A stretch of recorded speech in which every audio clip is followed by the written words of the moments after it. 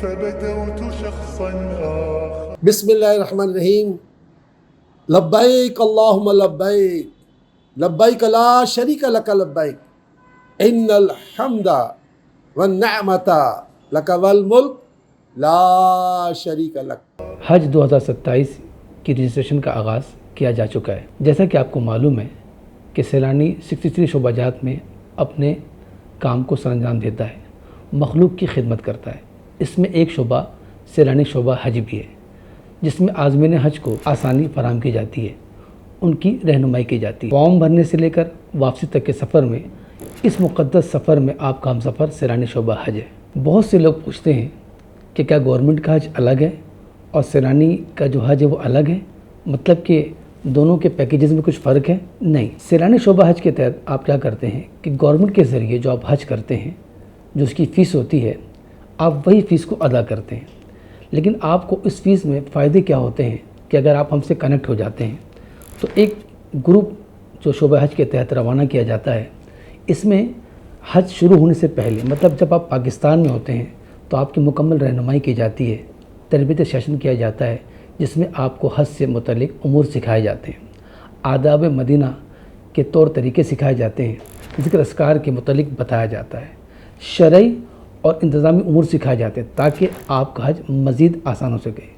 न सिर्फ ये बल्कि कदम ब कदम रहनुमाई के लिए सैलानी की तरफ से नामज़द मुफ्तियान कराम, उलमा कराम आपके साथ होते हैं ताकि आपको हज को मज़ीद अच्छा किया जा सके। जैसा कि आपको बता चुका हूँ कि इसकी रजिस्ट्रेशन का आगाज़ किया जा चुका है, तो बहुत सारे सवालात हैं। बहुत से लोग कहते हैं कि इसकी फ़ीस क्या होगी। तो रजिस्ट्रेशन की कोई फ़ीस नहीं है, फ्री ऑफ कॉस्ट है। बहुत से लोग पूछते हैं इसके लिए क्या क्या चीज़ें होनी चाहिए। तो इसमें 3 चीज़ें कंपलसरी हैं। नंबर 1 NIC, सेकंड आपके ईमेल एड्रेस और थर्ड आपके फ़ोन नंबर। ये 3 चीज़ें कंपलसरी हैं। बहुत से लोग पूछते हैं कि क्या अगर पासपोर्ट हो तो उसकी डेट की वैलिडिटी क्या होनी चाहिए। तो पासपोर्ट की वैलिडिटी होनी चाहिए 16 नवंबर 2027। अगर इससे पहले का पासपोर्ट है तो आप इसके अप्लाई नहीं कर सकते। अगर आपने भी पासपोर्ट नहीं बनाया तो फौरी आप पासपोर्ट बनवा लें। बहुत से लोग पूछते हैं कि इसमें ग्रुप साइज़ से क्या मुराद है। तो इस वक्त जो आप इसको रजिस्टर्ड होंगे, इसमें ग्रुप साइज़ से मुराद है कि आपकी अपनी फैमिली के कितने लोग जा रहे हैं। अगर आप अकेले हैं तो सिंगल कर लें, अगर आपके फैमिली के 4 लोग हैं तो 4 पे क्लिक कर लें। बहुत से लोग पूछते हैं कि इसकी वेबसाइट का नाम बता दें। तो बहुत आसान सा वेबसाइट है जो साल साल यूज़ किया जाता है, HAJJ hajj.mora.gov.pk। ये गवर्नमेंट के वेबसाइट है, इसमें आप अवेल कर सकते हैं। जैसे आप क्लिक करेंगे तो आपके सामने वो सारी क्यूरी आ जाएगी। सैलानी शोबा हज साल से आज़मीन हज की खिदमत में मसरूफ़ अमल है। बहुत से लोग ये कहते हैं कि अगर हमें भी कनेक्ट होना है तो उसके क्या तरीक़ेकार क्या होगा। जैसे मैं बता चुका हूँ कि हम इसकी कोई भी इजाफी फ़ीस नहीं लेते। हमारे अमीर मोहतरम मौलाना बशीर फ़ारूक कादिर साहब वो चाहते हैं कि हर शोबे में लोगों की खिदमत की जाए। तो ये भी एक शोबा है, इसमें हम रहनुमाई करते हैं। इसकी कोई भी फ़ीस नहीं होती। फॉर्म भरने से लेकर वापसी तक का सफ़र मैंने बताया था कि हम इस सफ़र में, इस मुक़द्दस सफ़र में आपके हम सफ़र बन जाते हैं। तो इसके कनेक्ट होने का बहुत आसान तरीक़ेकार है कि जब आप गवर्नमेंट से रजिस्टर्ड हो जाते हो तो आप हमारे पास आ जाएं, जो इस वीडियो को देख रहे हैं हमारे पास आ जाएं और हमसे कनेक्ट हो जाएं। हम क्या करते हैं, सारे लोगों के एक ग्रुप बनाने के बाद हम अप्लाई करते हैं एक बैंक से, और चार्जेस वही होते हैं जो एक गवर्नमेंट चार्जेस होते हैं। उसके बाद हम सारे लोगों को अवेल करने के साथ साथ एक साथ इनकी रवानगी होती है, एक साथ सफ़र मदीना से मक्का शरीफ जाते हैं, और एक साथ हज के मशायर अय्याम में जो भी मामलात होते हैं उसकी अदायगी होती है, और एक साथ वापसी होती है। फ़ायदा क्या होता है कि आप सीख कर हज उम्रा करते हैं, आप सीख कर सारे मामलात करते हैं, क्योंकि अपने सफ़र को आप यादगार बना सकते हैं सैलानी शोबा हज के ज़रिए। तो वो जो मैं पहले बता चुका हूँ कि haj.mura.gov.pk, इस आईडी को आपने पहले क्लिक करना है वेबसाइट को, तो आपके सामने ये स्क्रीन पर ये पेज आ जाएगा। तो इसमें इनिशियल एक इंक्वायरी है, इनिशियल एक आपने इन्फॉर्मेशन देनी है, तो जिसमें आपकी आईडी प्रोफाइल हो जाएगी। तो फर्स्ट में आपने अपने नाम को उसमें डिफ़ाइन करना है, और देखिए नाम वगैरह जो भी हो ना, आपने बहुत देखभाल के लिखना है। NIC नंबर देखभाल के लिखना है कि पहली दफ़ा सही से देख के लिखे ना, ताकि बाद में आपको परेशानी ना हो। इसी तरीके से जीमेल आईडी बना लेंगे आप, इस आईडी को उसमें इनके फीड करेंगे, और अपने जो मोबाइल नंबर है ना, जो वैलिड भी हो, जो आपके पास मौजूद हो, आपने उसका इंतखाब करना है। सेकंड में एक पासवर्ड अपने जनरेट कर लीजिएगा, और पासवर्ड वो को जनरेट कीजिएगा कि जो आप याद रख सके। अक्सर लोग कहते हैं पासवर्ड तो मुझे याद नहीं है, तो इसे आपने याद भी रखना है, ठीक है, और कंफर्म भी कर लीजिएगा उससे। और लास्ट में ये सवाल कर रहा है कि जैसे आपने देखा स्क्रीन पर कि 7+3 कितने होते हैं, तो 10 लिख लीजिएगा।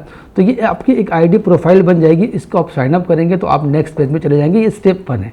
मैं आपको बताता हूँ स्टेप 2 क्या है, ठीक है। तो जैसे ही हम नेक्स्ट पार्ट में जाएंगे तो हमने ये स्क्रीन खुल जाएगी। तो इसमें आप क्या करोगे, इसमें आप अपने NIC नंबर को करोगे और पासवर्ड जो आपने लिखा था पहले, और फिर उसके बाद आपने क्या नाम है जो प्लस करना है, उसके बाद साइन इन की तरफ चले जाएंगे तो आपका नेक्स्ट पार्ट पेज खुल जाएगा, जिसमें आपने अपने यानी कि एप्लीकेशन में, मैं खोल रहा हूँ माई एप्लीकेशन, तो इसको मैं रन करता हूँ।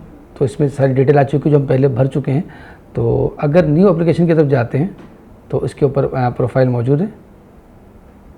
तो इसमें कुछ आपसे सवालात किए जा रहे हैं। तो समरी का इंतखाब है कि मतलब जो आप रवानगी का मुकाम क्या होगा। तो इसमें अगर लोकेशन की तरफ जाते हैं तो इसमें पूछा जा रहा है कि किस एरिया में है और किस शहर से आप जाना चाहते हैं। पैकेज की तफसीलात पूछी जा रही हैं कि पैकेज की जो तफसीलात हैं वो किस तरह होंगी। आप लॉन्ग पैकेज की तरफ जाना चाहते हैं, शॉर्ट पैकेज की तरफ जाना चाहते हैं।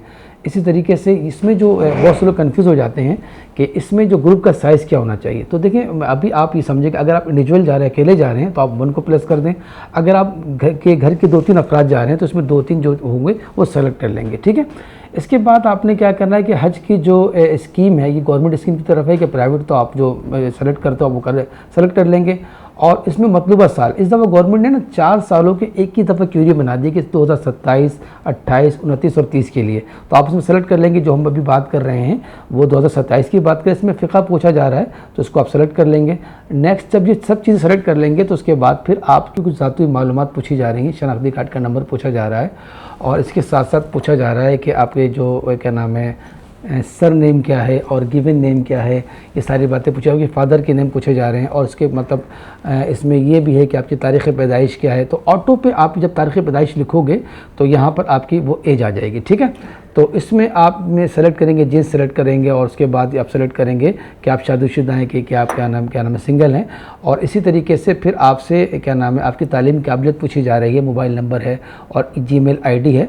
और इसमें साथ साथ आपकी जो रिहायशी पता है, जो मुस्तकिल रिहायशी पता है, इसे भी पूछा जा रहा है। तो इसको आप सेलेक्ट कर लेंगे। तो इसमें आपने जब आप इस फॉर्म को सेलेक्ट करने जाएँ तो आपने एक काम ज़रूर करना है। पहले अपनी NIC की जो फ्रंट बैक की तस्वीर और अपनी एक ऐसी तस्वीर की जिसमें बैकग्राउंड वाइट कलर का होना चाहिए, वो आप पहले आप अपलोड कर लो।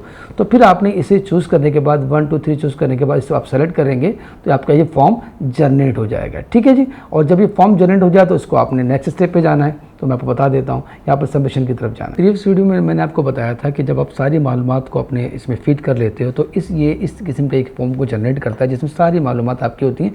ये आप सारी मालूमात देखने के बाद सब चीज़ें ओके हैं तो आप खुशनसीब हैं कि आपका नाम हज रजिस्ट्रेशन 2027 में शामिल कर लिया गया है। ये इन्फॉर्मेशन आपको अगर अच्छी लगे तो दूसरों तक ज़रूर पहुँचाइएगा। जज़ाकुमुल्लाह खैर। अस्सलाम वालेकुम।